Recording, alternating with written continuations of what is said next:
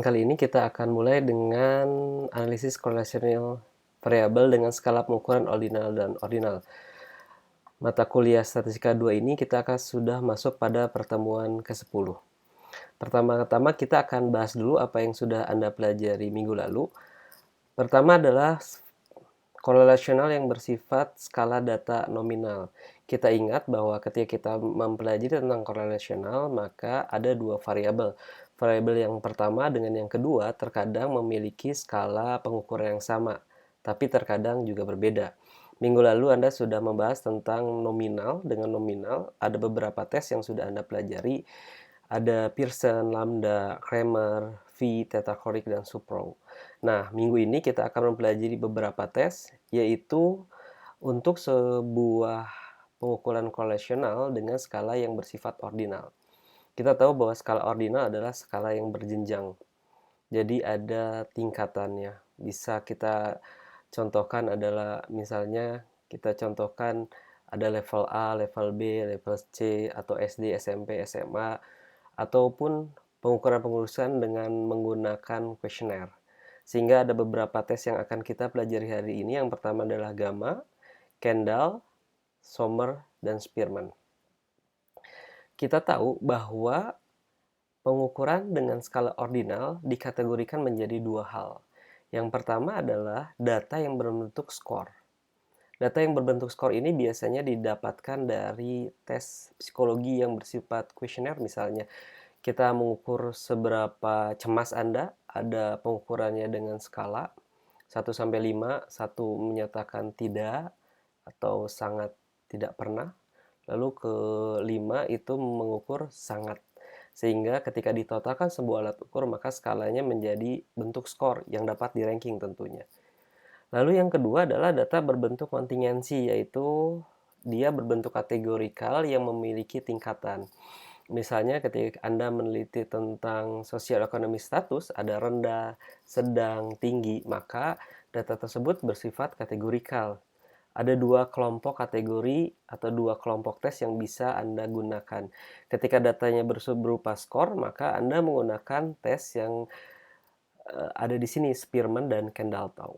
Sebenarnya dua tes ini fungsinya sama, tidak ada perbedaan fungsi dari segi fungsi, tetapi dari power test, maka kadang-kadang Kendall itu lebih baik untuk mendapatkan power efficiency dari tes. Sedangkan Gamma dan Sommer, perbedaannya mendasar adalah simetrikal dan asimetrikal. Simetrikal adalah ketika tes itu ada yang tidak ada yang menjadi independen ataupun dependen. Sedangkan asimetrikal itu ada independen dan dependen. Nanti kita akan bahas pada bab yang atau pada materi yang berbentuk gamma dan Somers. Kita akan masuk ke pengujian tes yang pertama.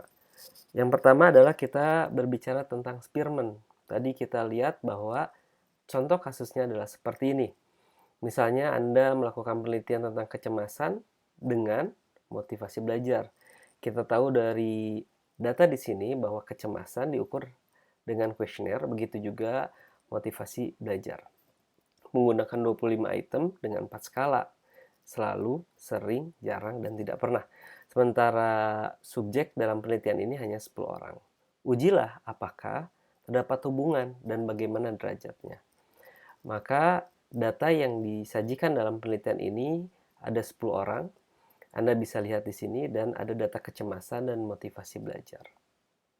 Maka langkah-langkah dalam pengujian hipotesis itu tidak pernah berubah. Yang pertama, Anda tentu harus merumuskan H0 dan H1 dari penelitian ini. Misalnya H0 di sini tidak terdapat hubungan antara kecemasan dengan motivasi belajar pada mahasiswa psikologi Unpad tingkat pertama, dan H1 menyatakan terdapat. Semua yang tidak bertanda sama dengan pasti ada di H1. Pengujian di sini kita menggunakan rank Spearman. Jadi untuk tes pertama kita akan menggunakan rank Spearman. Langkah kedua, maka Anda bisa lihat di halaman 237 pada buku Sidney Siegel. Rumusnya adalah 1 min 6 sigma dari D1 kuadrat dibagi N pangkat 3 dikurangi N. Di sini D menandakan selisih dari ranking. Sehingga dalam pengerjaannya kita harus meranking lalu melihat selisih dari ranking kedua, skor yang ada. Dan N adalah jumlah sampel. Mari kita telusuri lebih jauh. Ketika ada data kembar, sebenarnya Anda harus menggunakan faktor koreksi, tapi tidak akan dibahas dalam video ini. Anda bisa lakukan secara mandiri dengan menggunakan buku yang jadi pegangan kita, yaitu Sidney Siegel. Kita tahu bahwa datanya kita akan membuat dulu tabel. Tabel ini terdiri dari data kecemasan dan motivasi belajar. Langkah yang pertama Anda harus lakukan adalah memberikan ranking. Seperti biasa, Anda akan meranking dari nilai yang terendah ke yang tertinggi.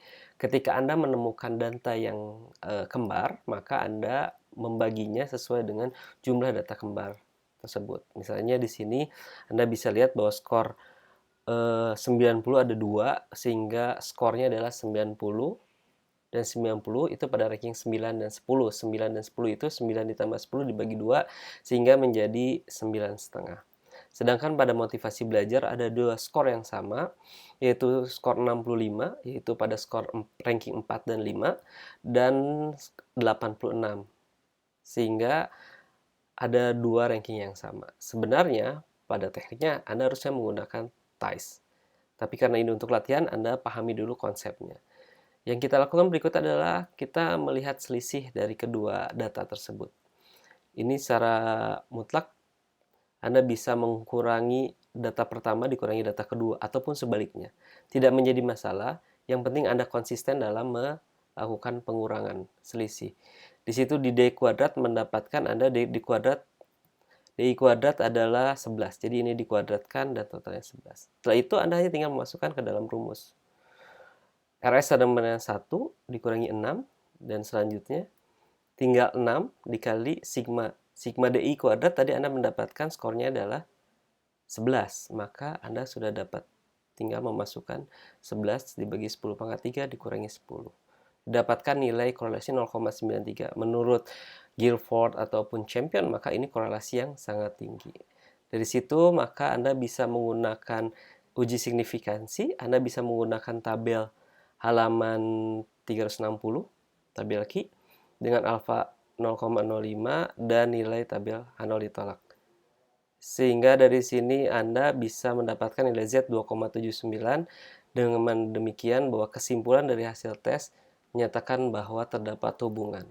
Sekian, kita bisa lanjut dengan latihan. Anda bisa gunakan latihan ini sebagai tugas yang harus Anda kerjakan di rumah. Terima kasih.